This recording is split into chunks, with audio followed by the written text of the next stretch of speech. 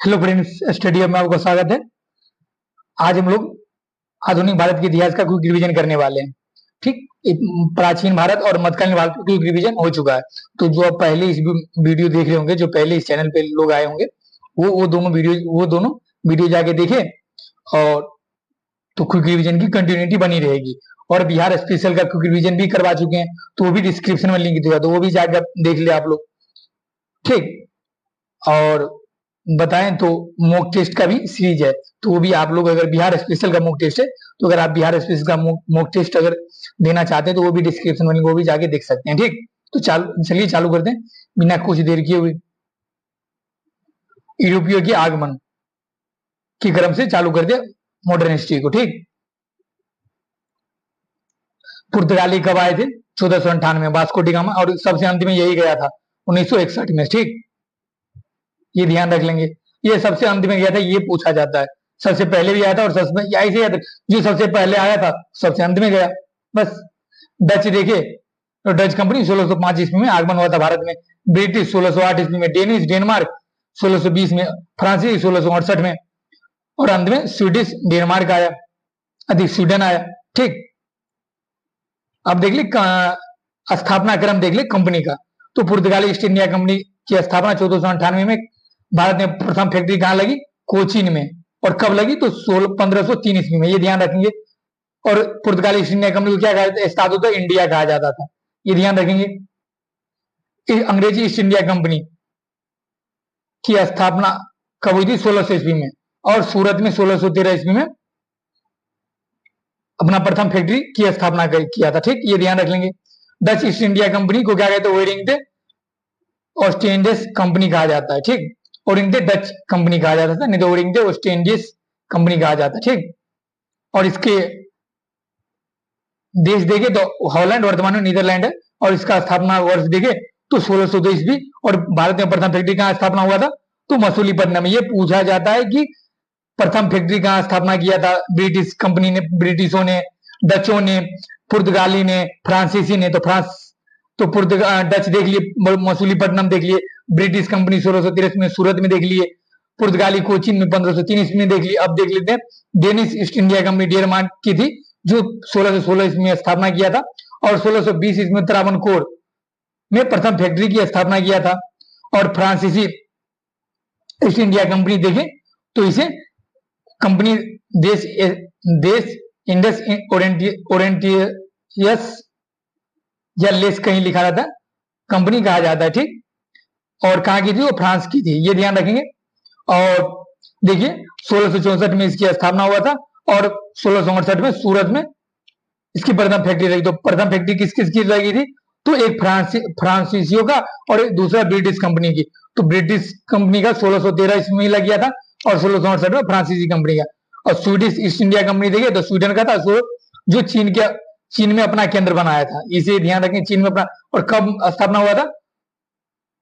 तो 1731 ईस्वी में। ठीक, तो ध्यान रखेंगे। ये देखिए एक आप लोगों के लिए स्लाइड लाए हैं, जिसमें कहां कहां पे किस किस का बस्ती था, मतलब फैक्ट्री था। तो देखिए जैसे ये बिंदु दिया, तो मैप में देखिए जहां जहां बिंदु दिया है ना, यूरोपीय बस्ती है। जहां प्लस का चिन्ह पुर्तगाली बस्तियां हैं, और ये अंग्रेजी बस्तियां का चिन्ह ये है। फ्रांसीसी बस्तियां का चिन्ह देख लीजिए, डच बस्तियां, डेनमार्क की बस्तियां। तो ये चिन्ह देकर अब मैप में देखिए, तो पहले देख लेते हैं यूरोपीय बस्तियां कहाँ कहाँ थी। ठीक, तो मैप में देखिए बिंदु यमन यूरोपियों की बस्ती थी। ठीक, यमन यूरोपियों की बस्ती भी थी, और यहाँ देखिए फ्रांसीसी की बस्ती भी यमन में थी। ठीक, और बिंदु देखें तो ये श्रीलंका की तरफ अधिकतर था, ये ध्यान रखेंगे।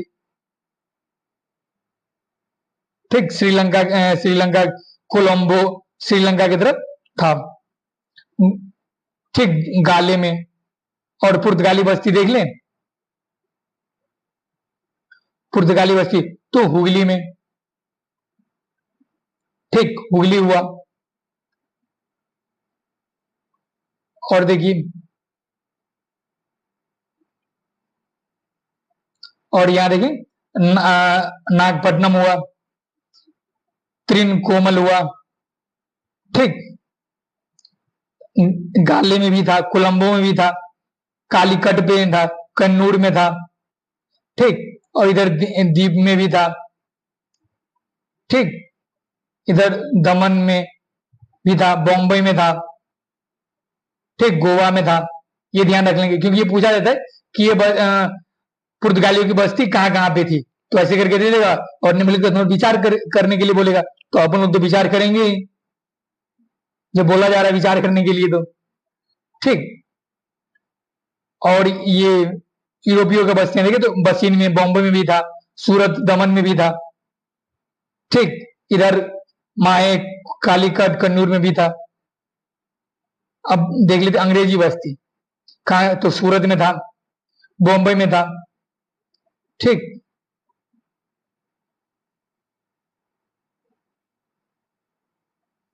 और इधर विशाखापट्टनम में था, और इधर कलकत्ता में था, और इधर हुगली में था। ये ध्यान रखेंगे। अब देखिए डच डच बस्तियां, पुलिकट, पुलिकट, मसूलीपट्टनम, प्रथम फैक्ट्री तो वहीं लगा था मसूलीपट्टनम में डच कंपनियों की, ठीक। इधर कोलंबो में भी था, इधर गाले में भी था, इधर मतारा श्रीलंका में भी था, ठीक। अब देख लेते हैं डेनमार्क की बस्तियां, तो ये देखिए तंजावुर में था, ये चंद्रनगर सरामपुर में भी था, ये डेनमार्क की बस्तियां, ठीक।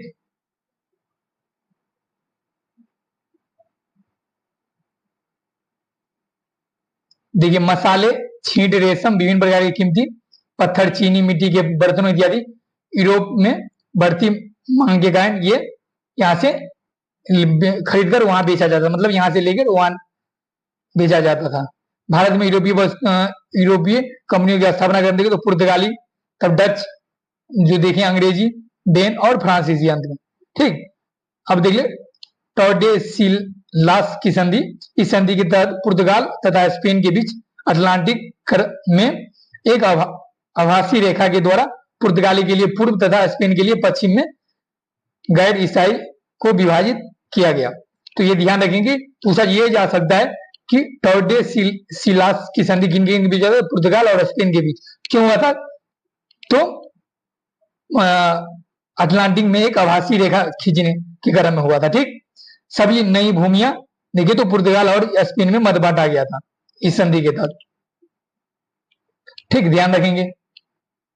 पुर्तगाली देख लेते, प्रथम यूरोपीय यात्री वास्को डी गामा थे, जो 1498 ईस्वी में अहमद इब्न मजीद नामक गुजराती प्रदर्शक के साथ कालीकट में पहुंचे थे। तो किसके साथ आए थे, गुजराती थे, तो उसका नाम क्या था, अहमद इब्न मजीद नाम था, ये ध्यान रख लेंगे यहाँ पे। और कहाँ पे सबसे पहले तो कालीकट केरल में आया था, ठीक। 1505 ईस्वी में फ्रांसीसी डिगलमेटा भारत में प्रथम पुर्तगाली वायसराय बन गया, ये देख, ठीक। 1510 में अल्बुकर्क ने बीजापुर के शासक से आदिल शाह से गोवा छीन लिया, ये ध्यान रखेंगे, ठीक।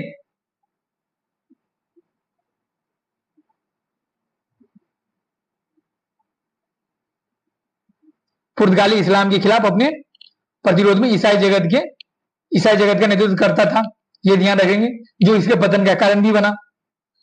इस प्रकार देखें तो ये भौगोलिक क्षेत्रों में अपना प्रभुत्व बढ़ाना चाह रहा था ईसाईकरण के माध्यम से, ठीक। पुर्तगाली के राजकुमार देखें हेनरी, जिन्हें न्यूगेटर के नाम से भी जाना जाता है, ये भी ध्यान रखेंगे। वर्ष 1454 में पोप के निकोलस V द्वारा एक अधिकार पत्र दिया गया था, जिन्हें भारत तक के पूर्वी तटों पर अन्वेषण का अधिकार मिला था, ठीक। ये ध्यान रखेंगे।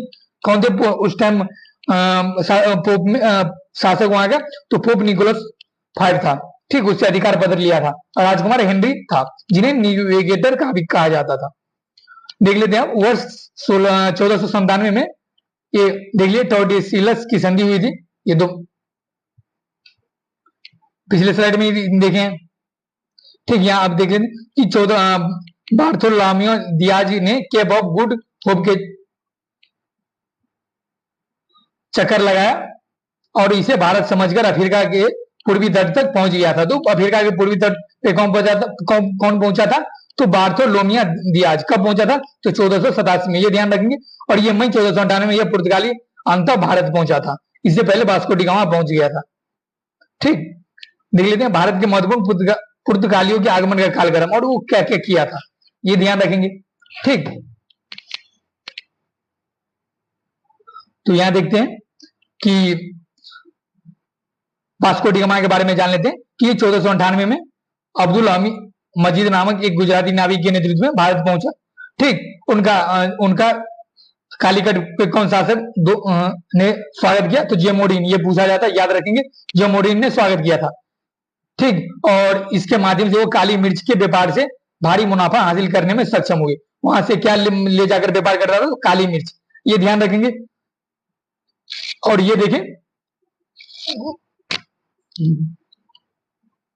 वर्ष 1501 में देखे तो पुनः भारत आए और कन्नौज में एक व्यापारिक कारखाना स्थापित किया। तो कहां पे वास्को डी गामा ने अपना पहला व्यापारिक कारखाना स्थापित? तो कन्नौज में, ये ध्यान रखेंगे। और दूसरी बार कब आया था? पहली बार तो 1498 में, दूसरी बार 1501 में आया था, ये ध्यान रखेंगे। क्योंकि पीसीएस फैक्ट पूछता है। पीसीएस का लक्षण, पहला लक्षण की अगर फैक्चुअल इंफॉर्मेशन ना पूछे तो पीसीएस किस काम का भाई, किस नाम के लिए पीसीएस तब जाना जाए। वास्को डी गामा ने 3 बार भारत का दौरा किया था। कब कब? तो 1498 में, 1501 में और 1524 में। तीसरी बार आगमन के 3 महीने बाद ही उसकी मृत्यु देखे तो कोचीन में 1524 में कोचीन में उनकी मृत्यु होगी। तो अगर मृत्यु के बारे में पूछे तो कहां हुई थी? तो कोचीन में। ये भी देख लेते हैं कि पेड्रो अल्वारेज कैब्रियल के बारे में जानते हैं। उन्होंने मसालों के व्यापार के लिए यात्रा शुरू की थी। कब? तो 1500 ईस्वी में। और कालीकट में एक कारखाना स्थापित किया। तो ध्यान रखें कि वास्को डी गामा कालीकट में पहुंचा था, लेकिन कालीकट में कारखाना स्थापित कन्नौज में किया था। लेकिन पेड्रो अल्वारेज ने कहां पे कारखाना स्थापित किया था? तो कालीकट में, ये ध्यान रखेंगे। जब कालीकट में पुर्तगाली कारखाने पर हमला किया गया तो संघर्ष शुरू हो गया। तो पुर्तगाली हतोत्साहित हुए और जवाबी कार्रवाई में कैब्रियल ने अरब व्यापारी जहाज को जब्त कर लिया, जिससे जान माल की काफी नुकसान हुआ। कैब्रियल द्वारा कालीकट पर बमबारी भी किया गया, ये ध्यान रखेंगे। संघर्ष के बाद कैब्रियल ने बाद में कोचीन और कन्नौज में स्थानीय शासकों के साथ अनुकूल संधियों की सफलतापूर्वक बातचीत किया। ठीक, ये ध्यान रखेंगे। अब देख लेते हैं कि पहला वायसराय के रूप में, पुर्तगाली के रूप में कौन आया था? तो फ्रांसिस डी अल्मेडा आया था। ठीक, भारत के गवर्नर के रूप में 1505 इसमें। ये देख ले, इसके क्या क्या कार्य थे ये जानना ज्यादा जरूरी है।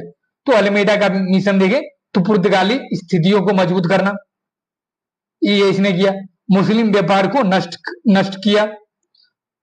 और अदन, होमबुर्ज और मालाबार पर कब्जा किसने किया था? तो अल्मेडा ने किया था, ये भी ध्यान। उन्होंने अंजा, दीवा, कोचीन और अनौर और किलवा में किले बनवाने की सलाह दी थी। किसने? तो अल्मेडा ने, ध्यान रखेंगे। उसने जेमुरिन के विरोध में और मिस्र के मामलुक सुल्तान की धमकी का सामना करना पड़ा था। वेनिस के व्यापारियों के समर्थन में से मिस्र वासियों ने पुर्तगाली हस्तक्षेप का मुकाबला करने के लिए एक बेड़ा खड़ा किया।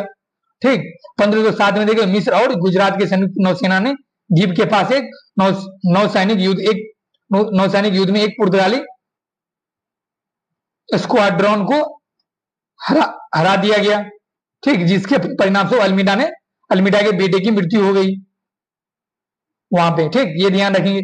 तो पूछा जाए कि इसके बेटे की मृत्यु अगर फैक्चुअल इंफॉर्मेशन बनाया जाए तो बना सकता है एग्जामिनर के द्वारा। ठीक, तो कहां पे हुई थी? तो वो नौसैनिक युद्ध में एक पुर्तगाली स्क्वाड्रन को हराने के चक्कर में हुआ था। ठीक, अल्मेडा ने 1508 में दोनों सेनाओं को कुचलकर अपनी हार का बदला लिया। अल्मेडा का उद्देश्य, इसने ब्लू वाटर पॉलिसी किसने अपनाई थी? तो अल्मेडा ने। कार्टेज, जिसे कार्टेज सिस्टम कहते हैं, जिसे पुर्तगालियों पे हिंद महासागर का स्वामी माना गया इस पॉलिसी के तहत। ठीक, और होमब्रूज पर अधिकार भी किया गया था, जो ऊपर ही देखिए। और सागर के स्वामी के रूप में किसे माना जाता है? सागर के स्वामी के रूप में तो अल्मेडा को। इसके समय माना गया। अल्बुकर्क के बारे में देख ले तो ये अल्मेडा भारत में पुर्तगाली गवर्नर के रूप में सफल हुए। उन्होंने पूर्व में पुर्तगाली शक्ति का वास्तविक संस्थापक माना जाता है। ठीक, तो वास्तविक संस्थापक किसे माना जाता है? तो अल्बुकर्क को माना जाता है, ध्यान रखेंगे। और हिंद महासागर पर नियंत्रण बनाए रखने के लिए होमरूज, मालाबार, मलक्का के साथ साथ लाल सागर में सफलतापूर्वक अड्डे स्थापित किए। किसने? तो अल्बुकर्क ने। ठीक, ये ध्यान रखिए। और उन्होंने जहाजों के लिए कार्टेज सिस्टम पद्धति लागू किया। ठीक, किसने कार्टेज सिस्टम पद्धति लागू किया? तो अल्बुकर्क ने। और यहाँ ब्लू वाटर पॉलिसी किसने लागू किया था? तो अल्मेडा ने। ये ध्यान रखेंगे। 1510 में बीजापुर के सुल्तान से आदिल शाह से गोवा को किसने छीना था? तो अल्बुकर्क ने। ठीक, जो सिकंदर महान के बावजूद यूरोपीय नियंत्रण में पहला भारतीय क्षेत्र बन गया था। ठीक, और ये देखिए तंबाकू, काजू जैसी नई फसलें, नारियल की बेहतर वृक्षारोपण की किस्में लाई गई इसके द्वारा। ठीक, ईसाई जगत के पुर्तगाली नेतृत्व के कारण मुसलमानों का घोर उत्पीड़न हुआ था। किसी समय में? तो अल्बुकर्क के समय में। अल्बुकर्क ने सती प्रथा को समाप्त कर दिया और पुर्तगाली पुरुष को प्रोत्साहित किया कि स्थानीय लड़कियों से शादी करने के लिए प्रोत्साहित किया। ठीक, गोवा और उत्तरी प्रांत में पुर्तगाल निवासी जमींदार बन गए। ठीक, जिससे नई फसलें और बुनियादी ढांचा स्थापित हुआ। ये ध्यान, तो सती प्रथा और लड़कियों को पुर्तगाली पुरुषों को स्थानीय लड़कियों से विवाह करने के लिए प्रोत्साहित किसने? अल्बुकर्क ने किया था। ठीक, और यहाँ देखिए तो कोचीन को मुख्यालय किसने बनाया था? तो अल्बुकर्क ने बनाया था। ये भी ध्यान रखेंगे कि कोचीन को मुख्यालय अल्बुकर्क ने बनाया था।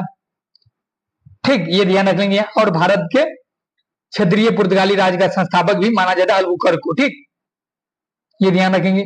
और डी कुना के बारे में देख ले, नीनो डी कुना के बारे में। तो ये 1529 में भारत के पुर्तगाली गवर्नर बने और 1530 में पुर्तगाली सरकार का मुख्यालय कोचीन से गोवा हस्तांतरित किसने किया? तो नीनो डी कुना ने किया। और गुजरात के बहादुर शाह, ये ध्यान रखेंगे, गुजरात के बहादुर शाह ने, ये यूपीएससी में पूछा गया क्वेश्चन है पिछले ईयर में। ठीक, 1534 में हुमायूं के साथ अपने संघर्ष के दौरान पुर्तगालियों से मदद मांगी थी। किसने?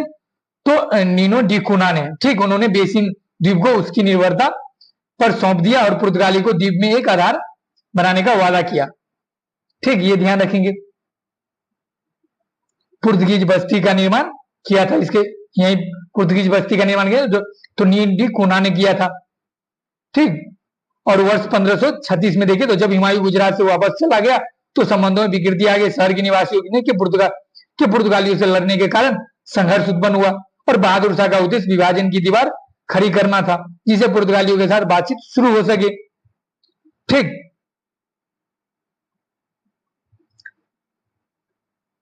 यहां देखिए वर्ष 1937 में बातचीत के दौरान गुजरात के शासक को पुर्तगाली जहाज पर बुलाया और उसकी हत्या कर दी।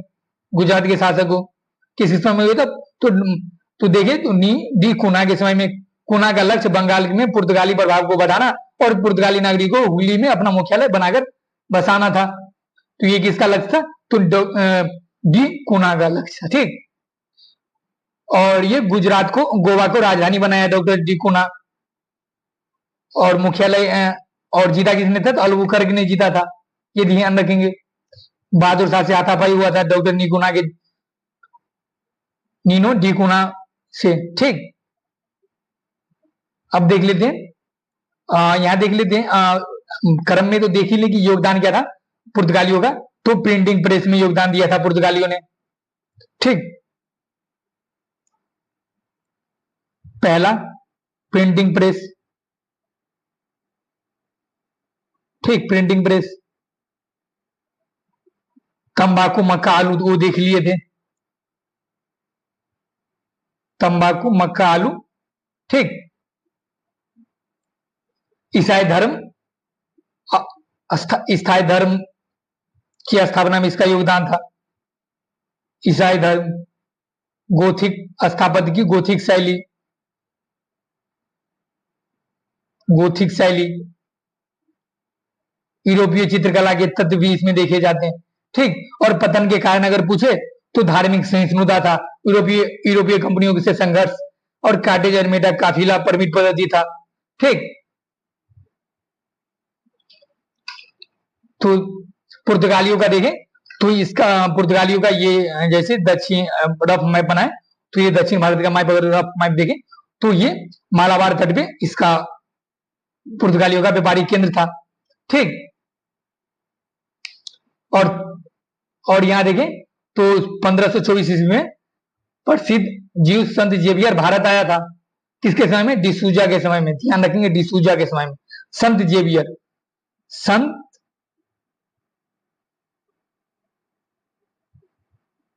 संत जेवियर आया था। किसके समय में? ये पूछा था, संत जेवियर किसके समय में आया था? तो डिसूजा के समय में आया था। ये ध्यान रख लेंगे। ठीक, अब डचों का आगमन और प्रसार के बारे में देखिए तो कार्नेलिस डी हॉटमाइन वर्ष 1596 में सुमात्रा और बंताम तक पहुंचने वाले पहले डच माइन थे। कौन? कार्नेलिस डी हॉटमाइन। ठीक, नीदरलैंड की ईस्ट इंडिया कंपनी का गठन देखिए तो 1602 ईस्वी में हुआ था। जिसके पास व्यापार करने, क्षेत्र पर कब्जा करने के साथ साथ जरूरत पड़ने पर युद्ध में शामिल होने की शक्ति थी। डचों ने अपना पहला कारखाना कहां स्थापित किया था? तो बताइए कहां किया था? तो मसूलीपट्टनम में किया, तो मसूलीपट्टनम में किया था। ठीक,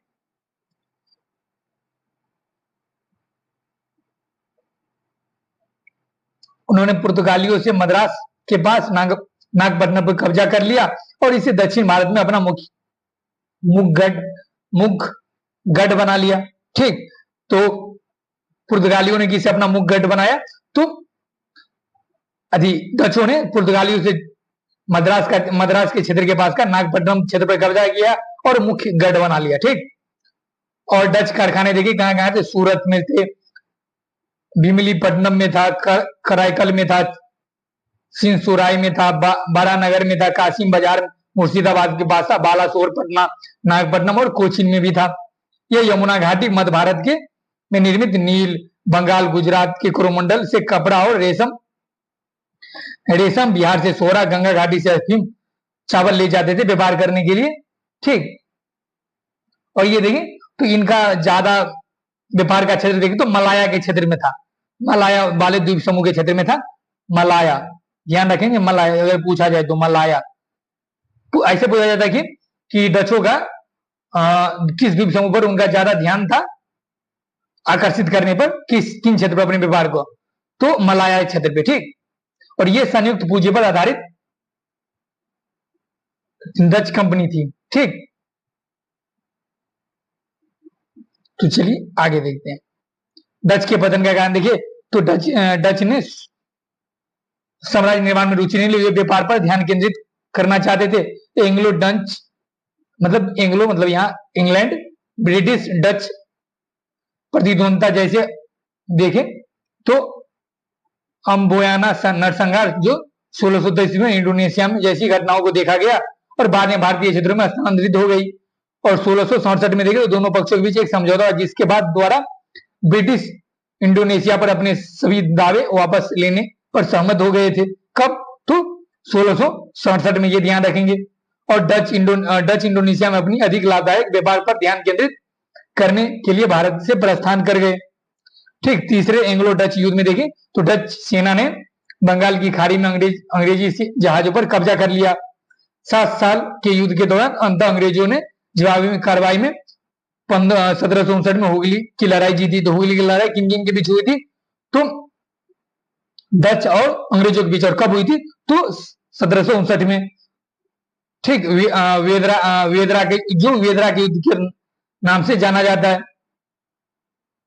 वेदरा और चिनसूरा के युद्ध के नाम से जाना जाता है। भारत में डच महत्वाकांक्षियों को खत्म कर दिया और अंग्रेज का उत्थान का कारण बना। डेन कंपनी के बारे में देखिए तो डेनिश ईस्ट इंडिया कंपनी की स्थापना कब हुई थी? स्थापना वर्ष 1616 में हुई थी और 1620 में तंजौर के पास त्रावणकोर में अपना पहला कारखाना स्थापित किया था। कलकत्ता के पास देखिए तो श्रीरामपुर में उस समय सबसे महत्वपूर्ण डेनिश बस्ती थी। श्रीरामपुर में, ध्यान रखेंगे, डेनिश वाणिज्य या राजनीतिक हितों के वजह मिशनरियों गतिविधियों में अधिक रुचि रखते थे। किसमें अधिक रुचि रखते थे डेनिश कंपनी? पूछा जा सकता है कि तो मिशनरियों गतिविधियों में, न कि वाणिज्य और राजनीति क्षेत्रों में। ठीक, अब देख लेते हैं कि फ्रांसीसी। 1664 ईस्वी में देखे तो फ्रांसीसी कंपनी की स्थापना मंत्री कोलवर्ट के प्रयासों से फ्रांस के सम्राट लुई 14वां के शासनकाल में हुई थी। ठीक, और यहां देखिए फ्रेंच ईस्ट इंडिया कंपनी को कंपनी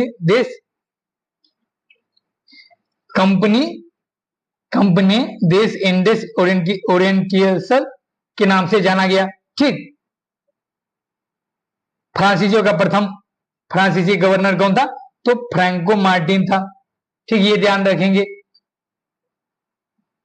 और एक बात और, उसका प्रथम व्यक्ति 1668 में सूरत में स्थापित हुआ था, ये ध्यान रखेंगे। सूरत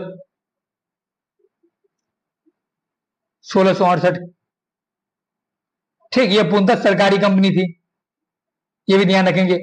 और यहां देखिए 1673 में फ्रांसीसी कंपनी के गवर्नर फ्रैंक मार्टिन ने वेलिकोंडनपुरम के सूबेदार शेर खां लोधी से पोदुचेरी नामक एक गांव प्राप्त किया था। तो पोदुचेरी नामक गांव किसने गांव प्राप्त किया था?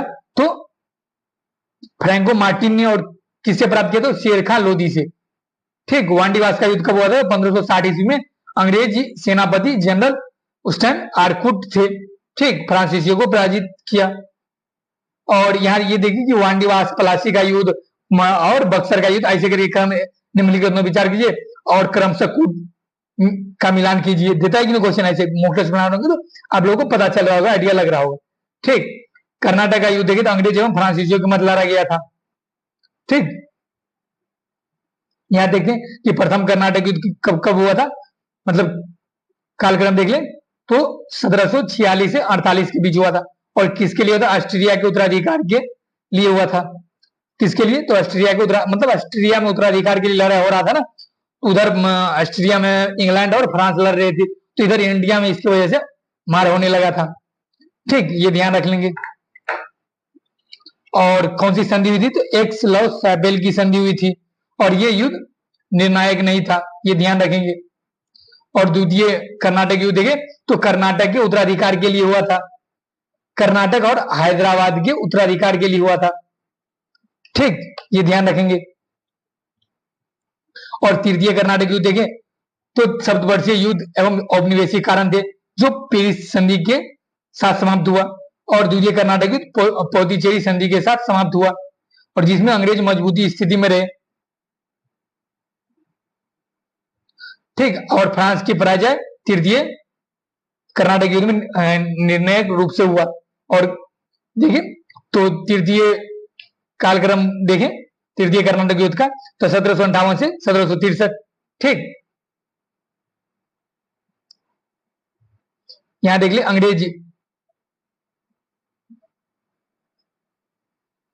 अंग्रेज के बारे में जाने, मतलब ब्रिटिश कंपनी के बारे में। तो 1599 ईस्वी में स्थल मार्ग से भारत आने वाले प्रथम अंग्रेज कौन थे? तो जॉन मिल्डेन हॉल था, ये ध्यान रखेंगे। प्रथम अंग्रेजी यात्री कौन थे? तो जॉन मिल्डेन हॉल था।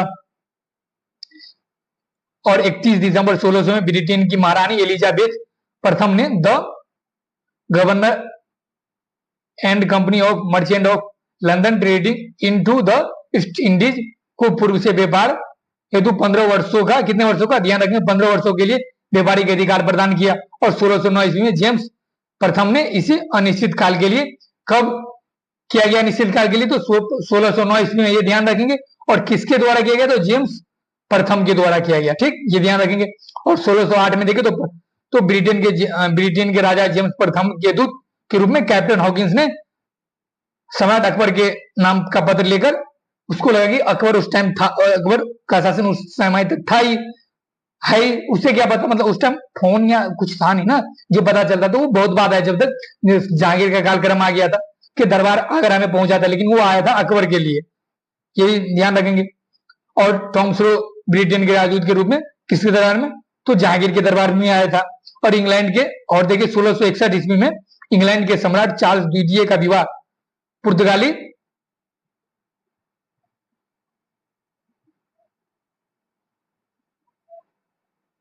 पुर्तगाली राजकुमारी कैथरीन से हुआ था, जिसके बदौलत चार्ल्स को बॉम्बई उपहार में मिला था। बॉम्बई शहर उपहार में मिला था भाई, देख रहे हो।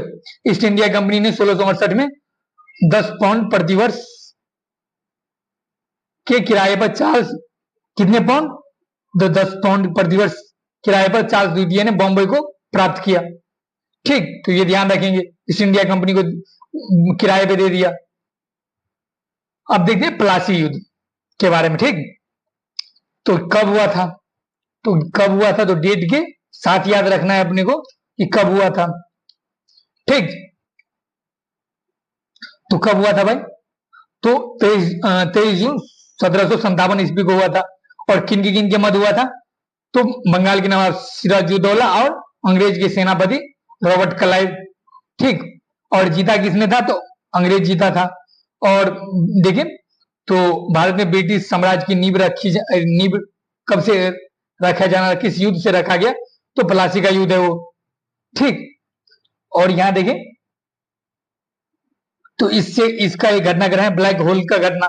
तो अगर इसके घटनाक्रम में एक ब्लैक होल की घटना आते हैं, इसे हॉलवेल के द्वारा दिया गया था, हॉलवेल के द्वारा। ठीक, एक मिनट भाई रुक जाओ,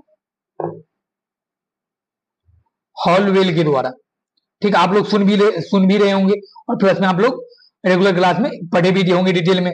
ब्लैक होल का सिद्धांत दिया था 20 जून 1757, 20 जून 1757। ठीक, और इसमें यह कहा गया था कि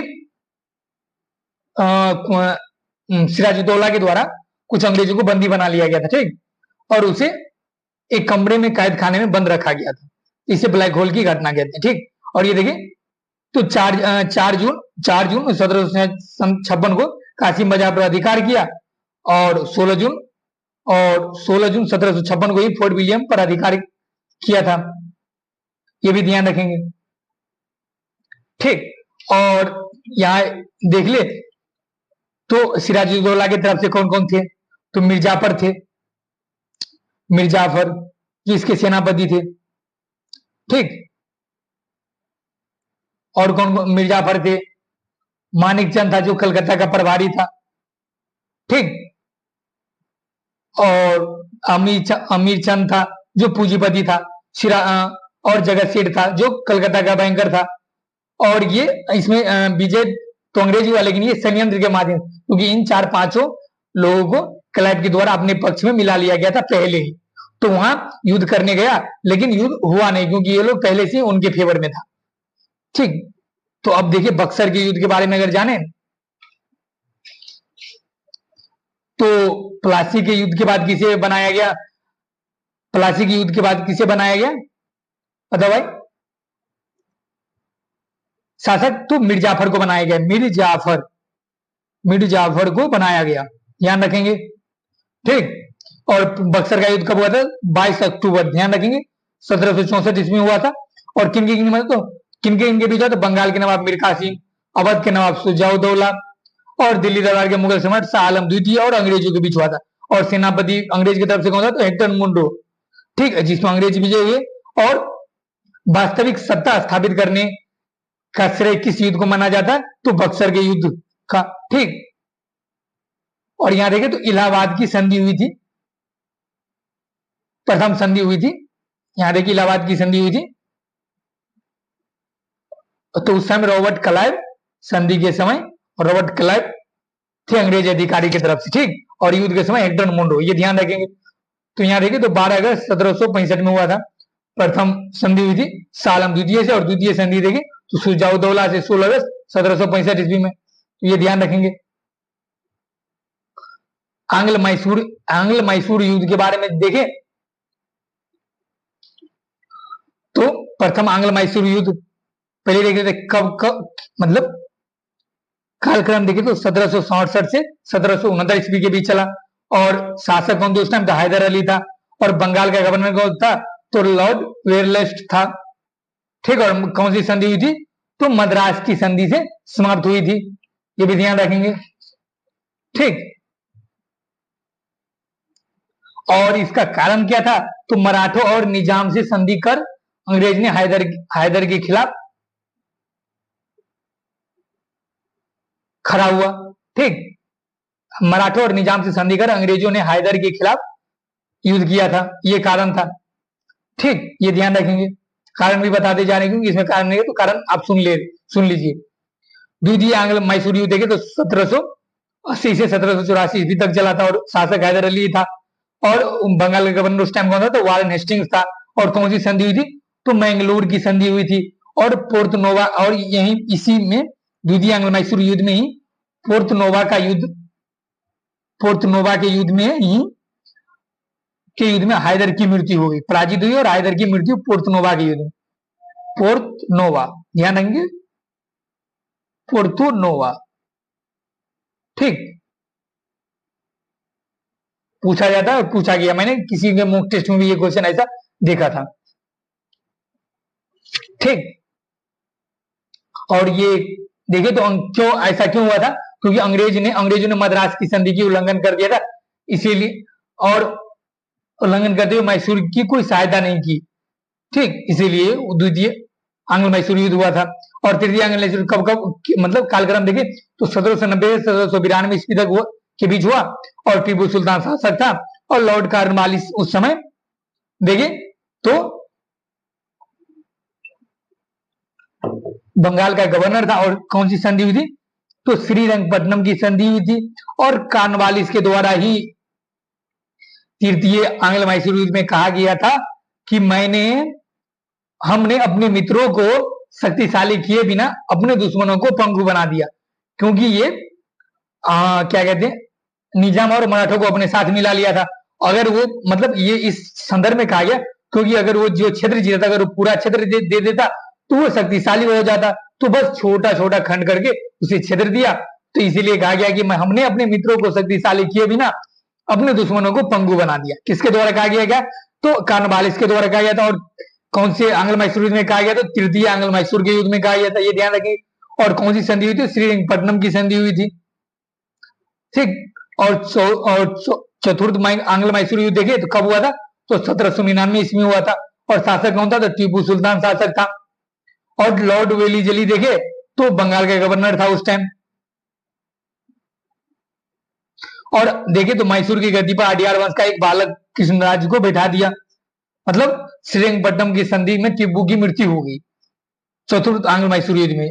ठीक, और लॉर्ड वेलीजली तो गवर्नर था ही।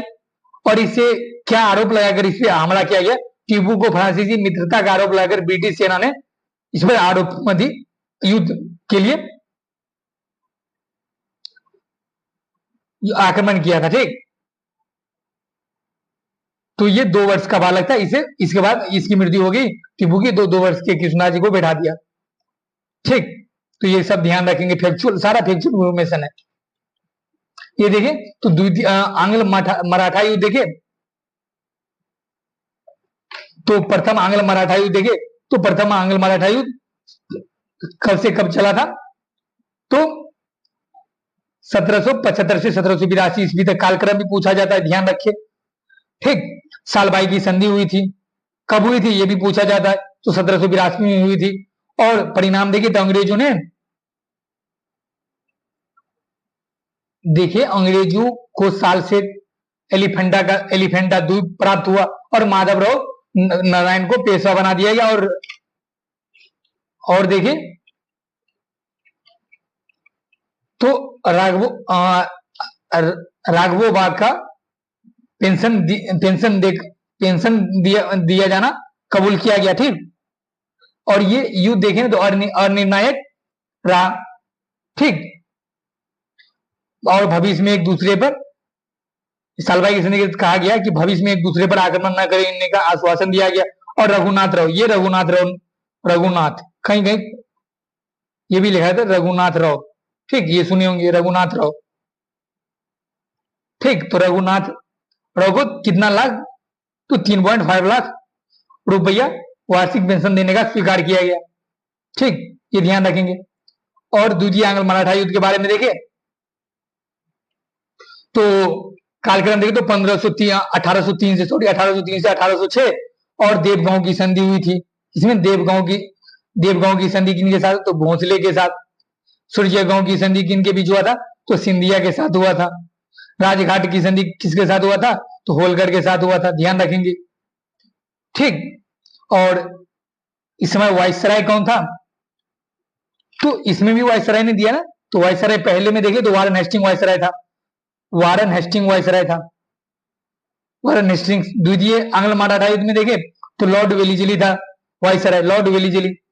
ठीक, इस संधि के तहत कहा गया, द्वितीय आंग्ल मराठा युद्ध में जो संधि हुई, संधि के तहत कहा गया अंग्रेजों और अंग्रेजों ने बेसिन की संधि की इस द्वितीय आंग्ल मराठा युद्ध में, और राजा और किससे की, तो राजा राम से किया गया। ठीक, तो इस संधि में ये कहा गया कि आपके राज्य में एक ब्रिटिश सेना रहेगी और जो आपके खर्च पे रहेगी, और विदेशी नीति हम देखेंगे। इस समझौते असंतुष्ट होकर द्वितीय आंग्ल मराठा युद्ध शुरू हुआ, ये कारण था। ठीक, प्रथम का ये कारण था द्वितीय आंग्ल मराठा युद्ध होने का। ठीक, तथा गायकवाड़ के विरुद्ध युद्ध न करने का वचन दिया गया इसी में। और अंत में ये बसीन की संधि से 1802 ईस्वी में बसीन की संधि से पेशवा युद्ध भार से मुक्त हुआ, बेसिन की संधि से। ठीक, तृतीय आंग्ल मराठा युद्ध के बारे में जाने तो कब से कब, तो 1817 से 1818 ईस्वी तक पूना की संधि, ग्वालियर की संधि और मंदसौर की संधि हुई थी। ठीक, समस्त मराठा क्षेत्र में देखें तो ब्रिटिश सत्ता के अधीन हो गई और पेशवा पद समाप्त कर दिया गया, और बाजीराव द्वितीय को पेंशन देकर भिट्ठूर भेज दिया गया है, तो भिट्ठूर भेज दिया गया। और इस समय वायसराय कौन था, गवर्नर जनरल कौन था, तो वह लॉर्ड हेस्टिंग्स। पहले में वारन हेस्टिंग्स, द्वितीय में लॉर्ड वेलिजली, तृतीय में लॉर्ड हेस्टिंग्स, वारन लॉर्ड हेस्टिंग्स। ये और तृतीय का कारण क्या था, तो पिंडारी थे, पिंडारी युद्ध का कारण था। पिंडारी जो लूट, जो वहां के स्थानीय डाकू कहे जाते थे, लूट मार करता था पिंडारी। ठीक,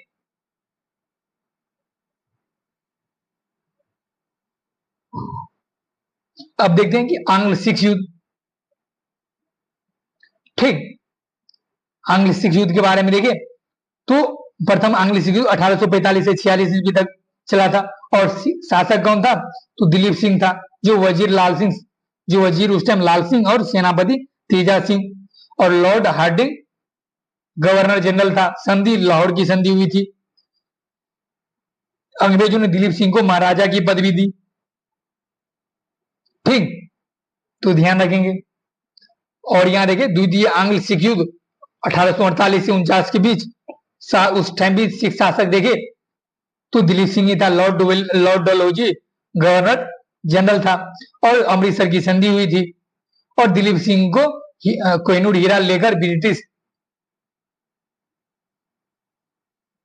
ताज के पास भेजा गया। किसके समय, तो लॉर्ड डलहौजी के समय। ठीक, ये ध्यान रख लेंगे। और द्वितीय आंग्ल सिख युद्ध को ही तोपों का युद्ध कहा जाता है भाई लोग, ये ध्यान रखेंगे, तोपों का युद्ध, तोपों का युद्ध। इसे ही गुजरात का युद्ध भी कहा जाता है, तोपों का युद्ध, गुजरात का युद्ध। ठीक, ध्यान रखेंगे। अब देखते, और यहाँ अवध के बारे में नहीं, अवध के बारे में जान लेते हैं।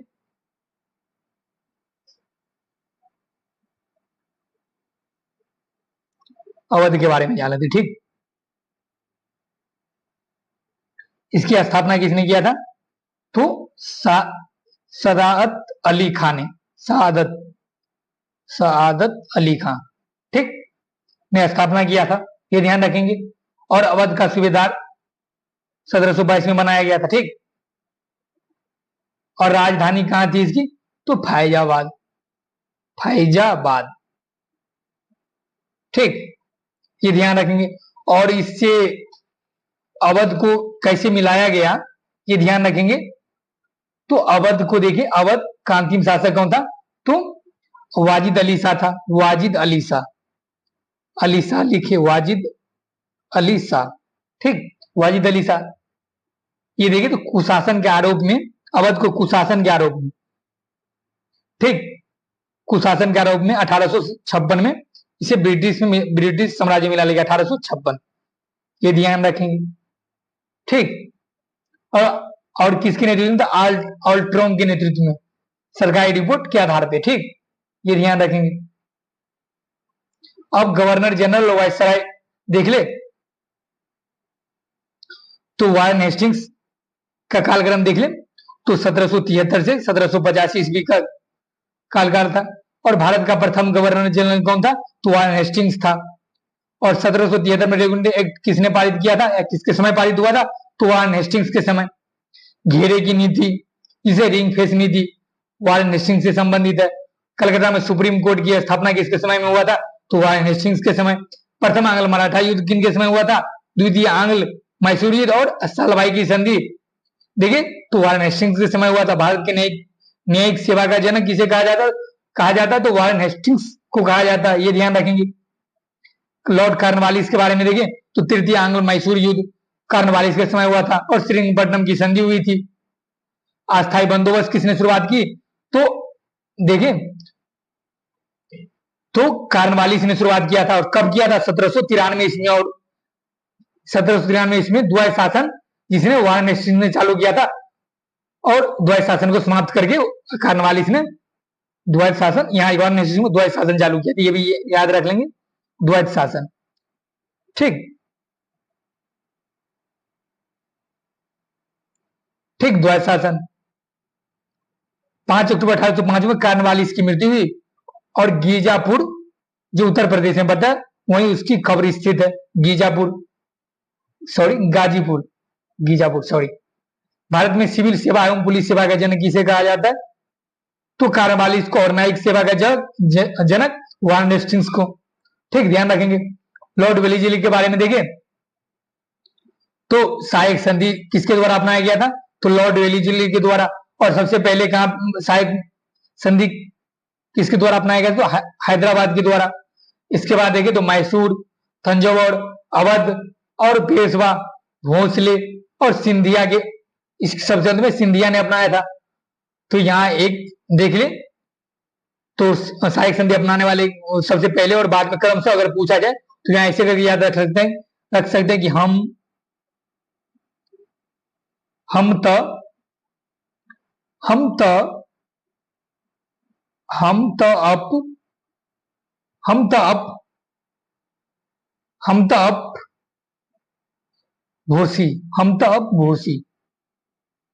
अप भोसी, याद रख लेंगे। और ह से हुआ हम त अब भोसी, ह से हुआ हैदराबाद, म से हुआ मैसूर, त से तंजौर, और से अवध, और प से पेशवा, और भो से भोसले, और सी से सिंधिया। ठीक, चतुर्थ आंग्ल मैसूर युद्ध देखे तो किसके समय, लॉर्ड वेलिस्ली, बेसिन की संधि ने की थी। द्वितीय आंग्ल मराठा युद्ध लॉर्ड वेलिस्ली के समय। कलकत्ता में फोर्ट विलियम कॉलेज की स्थापना इसके करवाया था, लॉर्ड वेलिस्ली ने करवाया था। वो लॉर्ड हेस्टिंग्स के बारे में देखिए, तृतीय आंग्ल मराठा युद्ध और हस्तक्षेप की नीति अपनाई। पेशवा पद समाप्त किया किसके समय, तो लॉर्ड हेस्टिंग्स के समय।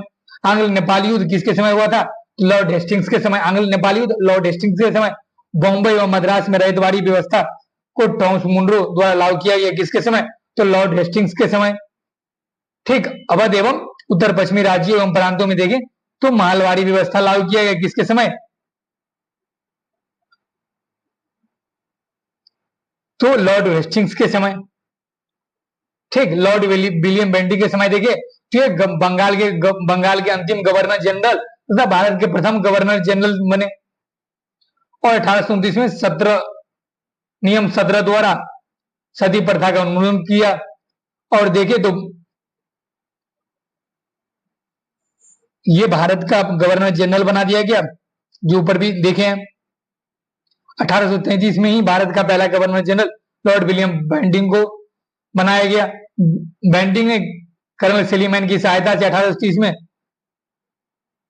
किस प्रथा बताइए, ठगी प्रथा का उन्मूलन किया, समाप्त किया। लॉर्ड एलन मुनरो देखे तो प्रथम आंग्ल अफगान युद्ध समाप्त किया और 1843 में पूर्ण रूप से ब्रिटिश साम्राज्य में मिला लिया गया। 1843 में दास प्रथा का उन्मूलन किसने किया था, तो लॉर्ड एलन मुनरो ने किया था, ये ध्यान रखेंगे। लॉर्ड डलहौजी के बारे में देखें तो ये द्वितीय आंग्ल सिख युद्ध इसके समय हुआ था। और 29 मार्च 1849 को पंजाब को अंग्रेजी राज्य में मिला लिया गया। कोहिनूर हीरा महारानी विक्टोरिया को भेज दिया गया। इसके बाद बेबका सिद्धांत के अंतर्गत लिए गए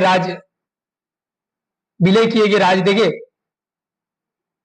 सहायक संधि वेलिस्ली द्वारा और डलहौजी द्वारा। बेबका सिद्धांत मतलब ये होता था जिस राजा का, ये शासक का पुत्र नहीं होता था व्यक्तिगत वही हुआ, पुत्र मतलब पैतृक वारिस में होने की स्थिति में उस राज्य को ब्रिटिश राज का हिस्सा बना लिया जाता था। ठीक, ये इसमें ये था व्यक्तिगत का सिद्धांत। ठीक, और ये पूछा जाता है कि क्रमशः कब मतलब किसके बाद किन को मिलाया गया, ये पूछा जाता है बराबर। आप देखे होंगे मॉक टेस्ट में या पिछले ईयर के क्वेश्चन में भी। तो यहां भी देख लेते हैं, सज सज सज सब सज सब उझाना, सज सब उझाना। ठीक, स से हुआ आपका सतारा, जे से हुआ जैतपुर, फिर से संबलपुर, ब से बघाट, और न उ से उदयपुर, और झा से झांसी, और ना से नागपुर। ठीक, और अंत में अवध, जिसे कुशासन का रूप में मिलाया गया। भारत में रेलवे का जनक किसे कहा जाता है? लॉर्ड डलहौजी को कहा जाता है। और प्रथम रेलवे लाइन देखें तो 1853 में बॉम्बे से ठाणे के बीच चली थी, जो देखे 34 किलोमीटर का क्षेत्र था। ठीक, 1854 में देखे तो कलकत्ता एवं रानीगंज के मध्य दूसरी रेल लाइन की स्थापना हुआ। भारत में पहली पीडब्ल्यू की स्थापना किनके द्वारा किया गया? तो लॉर्ड डलहौजी के द्वारा किया गया था। ठीक, ये ध्यान रखेंगे। लॉर्ड कैनिंग के बारे में तो भारत के अंतिम गवर्नर जनरल एवं प्रथम वायसराय देखे तो लॉर्ड कैनिंग था। 1857 का प्रथम स्वतंत्रता संग्राम हुआ था कैनिंग के समय। 1857 में कलकत्ता, बॉम्बे और मद्रास 3 नए विश्वविद्यालय की स्थापना हुआ था कैनिंग के समय। कंपनी के शासन का अंत हुआ था कैनिंग के समय। मुगल सम्राट के पद को समाप्त किया गया कैनिंग के समय। लॉर्ड लीटन के समय देखे तो 1878 में रिचर्ड एस्ट्रीजी की अध्यक्षता में प्रथम अकाल की नियुक्ति हुई। वर्नाक्युलर प्रेस एक्ट लाया गया। ठीक, सुरेंद्रनाथ बनर्जी ने इस एक्ट को आकाश से होने वाला वज्रपात कहा। तो किसने वर्नाक्युलर प्रेस एक्ट को आकाश से होने वाला वज्रपात कहा था? तो सुरेंद्रनाथ बनर्जी ने कहा था। ठीक, ये भारतीय प्रेस पर लागू किया गया था। ठीक, द्वितीय आंग्ल अफगान युद्ध हुआ था लॉर्ड लीटन के समय, और वैधानिक जनपद सेवा का गठन हुआ था लीटन के समय। सिविल सेवा परीक्षा में देखे तो अधिकतम आयु की सीमा 21 वर्ष से घटाकर 19 वर्ष किसके समय किया गया? तो लीटन के समय किया गया, मतलब लीटन के द्वारा ही किया गया। रिपन के समय देखे तो नियमित जनगणना 1881 ईस्वी में हुआ था। रिपन के समय स्थानीय स्वशासन संबंधी प्रस्ताव पारित किया गया रिपन के समय, इसीलिए इसे स्थानीय स्वशासन का जनक कहा जाता है। किसे? तो रिपन को कहा जाता है, ये ध्यान रखेंगे। ठीक, विलियम हंटर की अध्यक्षता देखें 1882 ईस्वी में शिक्षा आयोग के गठन, जो प्राथमिक शिक्षा से संबंधित है। किसके समय हुआ था? लॉर्ड रिपन के समय। वर्नाक्युलर प्रेस एक्ट को किसने समाप्त किया? तो रिपन। इसमें कंफ्यूजन रहता है, रिपन चालू किया था या लीटन चालू किया था? लीटन समाप्त किया था, रिपन चालू किया था? तो लीटन शुरू किया था वर्नाक्युलर प्रेस एक्ट, और रिपन समाप्त किया था। ठीक, और 2 फरवरी 1883 ईस्वी में यूरोपियों के विरुद्ध भारतीय न्यायाधीशों द्वारा मुकदमे की सुनवाई के लिए प्रस्तावित इल्बर्ट बिल किसके द्वारा लाया गया? तो रिपन के द्वारा। इसे श्वेत विद्रोह के नाम से जाना जाता है। इल्बर्ट बिल में यह था कि यूरोपियों का मुकदमा भारतीय न्यायाधीशों द्वारा लड़ा जाएगा। ठीक, ये था, लेकिन इसे ये लाया था, विद्रोह हो गया, तो इसे श्वेत विद्रोह कहा गया। लॉर्ड डफरिन के समय देखे तो ए ह्यूम के द्वारा 1885 ईस्वी में भारतीय राष्ट्रीय कांग्रेस की स्थापना हुई, और इसके समय एचिसन कमीशन की स्थापना हुई थी, ये भी ध्यान रखेंगे। डफरिन के कार्यकाल में इलाहाबाद विश्वविद्यालय की स्थापना हुई, ये भी ध्यान रखेंगे। लॉर्ड कर्जन के समय देखिए 1899 से 1905 में तो अकाल आयोग का स्थापना, सिंचाई आयोग, रेलवे आयोग, पुलिस आयोग, विश्वविद्यालय आयोग। लेकिन इसके अध्यक्ष कौन कौन थे वो देखें। अकाल आयोग के अध्यक्ष देखे तो सर एंटोनी मैकडोनाल्ड था। सिंचाई आयोग के अध्यक्ष देखे तो सर कॉलिन स्कॉट था। रेलवे आयोग का तो टॉमसन रॉबर्टसन था। पुलिस आयोग का एंड्रयू फ्रेजर था। विश्वविद्यालय का सर टॉमस रैले था। ठीक, और ये कालक्रम देखें तो 1900 में अकाल आयोग, 1901 में सिंचाई, 1901 में रेलवे, 1902 में विश्वविद्यालय और पुलिस आयोग, जुलाई 1905 ईस्वी को देखें तो करजन ने बंगाल के विभाजन की घोषणा की, शिमला में किया था, ठीक। और सितंबर 1905 में ब्रिटिश सम्राट ने इसकी स्वीकृति दी। ये भी ध्यान रखेंगे। लॉर्ड मिंटो के बारे में देखिए, लॉर्ड मिंटो द्वितीय के बारे में देखिए तो ये 1907 में सूरत अधिवेशन में कांग्रेस का विभाजन होता, उस टाइम वायसराय कौन थे, तो लॉर्ड मिंटो द्वितीय था। ये भी ध्यान रखेंगे। लॉर्ड मिंटो के सुधार के तहत पहली बार मुसलमानों के लिए एक पृथक मताधिकार और पृथक निर्वाचन क्षेत्रों की स्थापना हुई थी। किनके द्वारा, तो लॉर्ड मिंटो द्वितीय के द्वारा, ठीक।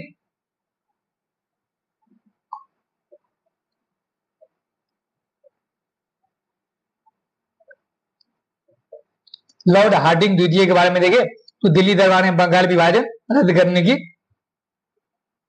घोषणा किया गया और कलकत्ता से दिल्ली राजधानी स्थानांतरित की गई।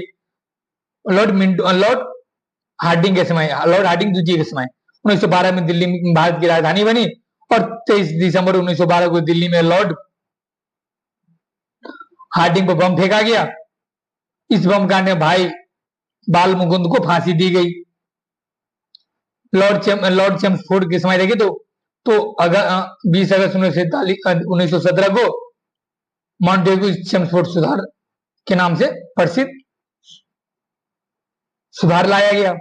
लॉर्ड रीडिंग देखे तो एकमात्र यहूदी वायसराय पूछे कौन था, लॉर्ड रीडिंग था।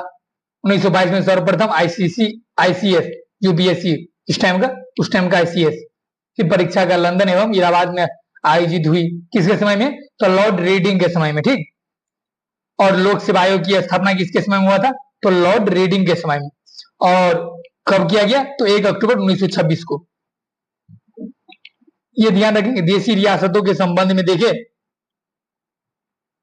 तो 1927 इसमें हार्टोग बटलर समिति की नियुक्ति हुई देशी रियासतों के संबंध में। उस समय वायसराय कौन थे, तो लॉर्ड इरविन था। 3 फरवरी 1928 को देखे तो सैमन कमीशन भारत पहुंचा। इरविन था भारत के वायसराय उस टाइम। गांधी इरविन समझौता कब हुआ था, तो 5 मार्च 1931 को। और 3 फरवरी 1928 को सैमन कमीशन भारत आया था। सैमन को भाई खनारा दिया गया था क्योंकि उसमें सैमन के भारत के बारे में विचार करने के लिए आया था, लेकिन भारत एक कमेटी में भारतीय नहीं थे, इसलिए सैमन को भाई खनारा दिया गया था। लॉर्ड लिनलिथिगो के बारे में देखें तो पहला प्रांतीय आम चुनाव लॉर्ड लिनलिथिगो के समय में हुआ था। 1936 से 1937 के बीच संपन्न हुआ था, जिसमें 11 प्रांतों में से 8 प्रांतों में कांग्रेस की सरकार और 6 प्रांतों में देखें तो पूर्ण बहुमत के साथ और 2 प्रांतों में गठबंधन की सरकार बनी। 1942 में जो क्रिप्स मिशन भारत आया था, उस समय वायसराय कौन थे, तो लिनलिथिगो था। गांधी जी ने इनके निर्णय को पोस्ट डेटेड चेक कहा। क्रिप्स मिशन भारत आया, क्रिप्स मिशन, तो इसके निर्णयों को पोस्ट डेटेड चेक कहा गया। किसके द्वारा, तो गांधी जी के द्वारा। 8 अगस्त 1942 को भारत छोड़ो आंदोलन तब अगस्त क्रांति प्रारंभ हुआ, जिसमें करो या मरो का नारा दिया गया। उस समय वायसराय कौन थे, तो लॉर्ड लिनलिथिगो था। ये चार्ट के माध्यम से इसलिए लाए हैं कि पूछता है ना कि इस समय वायसराय कौन था, तो एक चार्ट के माध्यम से देख लेते हैं, जो कंफ्यूजन ही नहीं रहेगा।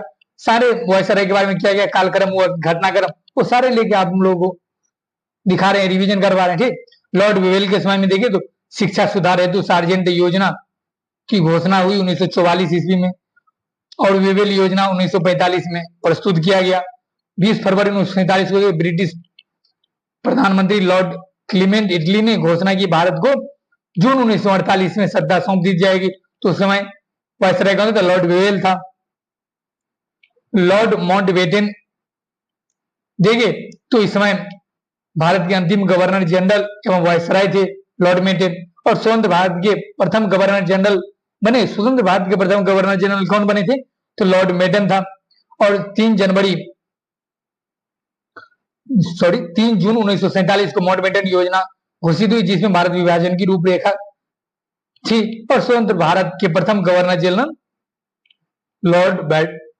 लॉर्ड माउंटबेटन नियुक्त हुए। और राजगोपालाचारी देखे तो ये भारत के अंतिम गवर्नर जनरल और स्वतंत्र भारत के प्रथम भारतीय गवर्नर जनरल थे राजगोपालाचारी। ये ध्यान रखेंगे।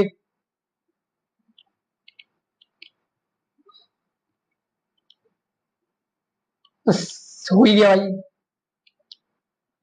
ब्रिटिश कालीन भू राजस्व नीति देखे तो अस्थायी बंदोबस्त कब आया? कॉर्नवालिस के द्वारा लाया गया था 1793 ईस्वी में। कहां पे अस्थायी बंदोबस्त था? बंगाल में, बिहार में, उड़ीसा में, उत्तर प्रदेश, बनारस के खंड और उत्तरी कर्नाटक में था। और ब्रिटिश भारत के भूभाग पर कितने भूभाग पे लागू था? तो 19% पर। और भूमि अधिकृत, इसमें भूमि पर अधिकार किसका था? तो जमींदार का था। ब्रिटिश सरकार को राजस्व देने की जिम्मेदारी किसकी थी? तो जमींदार की थी। ये देख लेंगे। ठीक। रैयतवाड़ी बंदोबस्त 1820 ईस्वी में किसके द्वारा लाया गया? टॉमस मुंडो के द्वारा। और कहां लाया? तो बॉम्बे मद्रास के बीच लागू किया गया था। और ब्रिटिश भारत के भूभाग पर 51% पर लागू था। और इसमें भूमि का मालिक किसान होता था।